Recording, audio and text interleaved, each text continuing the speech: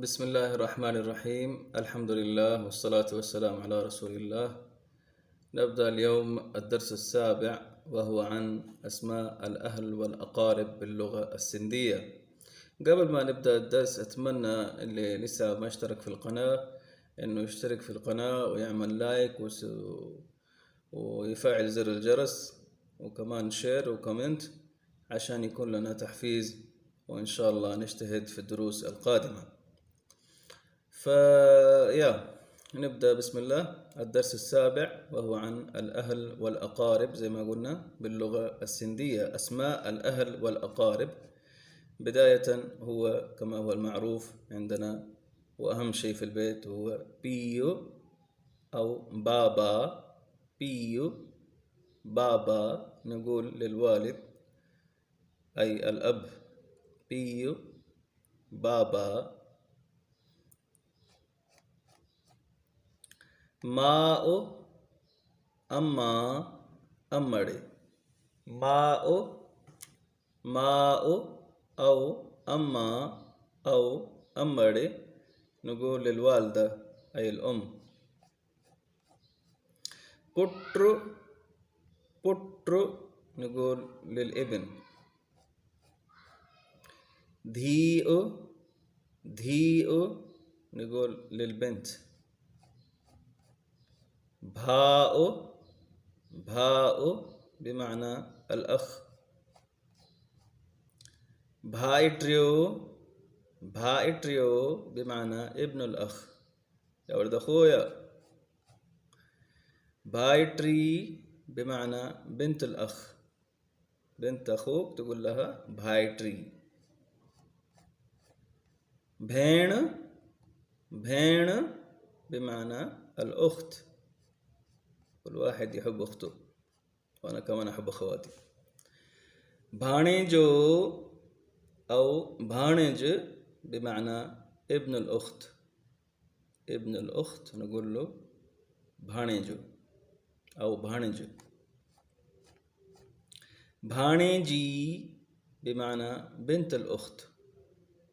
لاحظت الفرق بين بانيجو بالواو وبانيجي بالياء، الفرق بين المذكر والمؤنث هنا، وكذلك لما يأتي الفرق بين المذكر والمؤنث بالحركات بالضمة والكسرة بين المذكر والمؤنث. هذه إن شاء الله سوف نتطرق لها عندما نأتي في دروس قواعد اللغة السندية.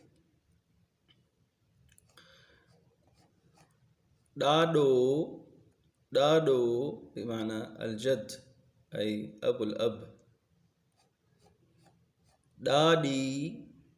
دادي بمعنى الجدة أي أم الأب. والله يرحم جدتي ويرحم جدتكم اللي توفيت جداتهم. نانو الست أي أبو الأم. ناني بمعنى الستة أو أم الأم، زي ما تقولوا ستتي، رحت بيت ستي. تشاتشو بمعنى العم أي أخو الأب. تشاتشو بمعنى العم. بوآ بمعنى أخت الأب. بوآ بمعنى أخت الأب. مامو بمعنى الخال أي أخو الأم. مامو بمعنى الخال. ماسي بمعنى أخت الأم.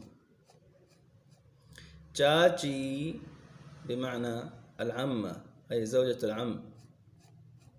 مامي بمعنى الخالة أي زوجة الخال. سوتر بمعنى ابن العم. ولاحظوا الآن الكلمة الجاية سوتر بمعنى بنت العم. سوتر بمعنى بنت العم. والفرق بين المذكر والمؤنث هو الضمة. هنا سوتر بمعنى ابن العم، هنا الضمة تأتي للمذكر، وللمؤنث سوتر أي بمعنى بنت العم. سوف نتعرف على أكثر العلامات المذكر والمؤنث إن شاء الله عندما نأتي في دروس قواعد اللغة السندية. مالوتر، مالوتر بمعنى ابن الخال، وكذلك الفرق هنا مالوتري بمعنى بنت الخال. بوترو، بوترو بمعنى الحفيد أي ابن الابن، الحفيد ابن الابن بوترو. بوتري بمعنى الحفيدة بنت الابن، بنت الابن. دوهترو بمعنى الحفيد ابن البنت، ابن البنت الحفيد نسميه دوهترو. دوهتري بمعنى الحفيدة أي بنت البنت، دوهتري. سهرو، سهرو بمعنى الصهر أي أبو الزوجة نسميه سهرو. سسو، سسو بمعنى أم الزوجة.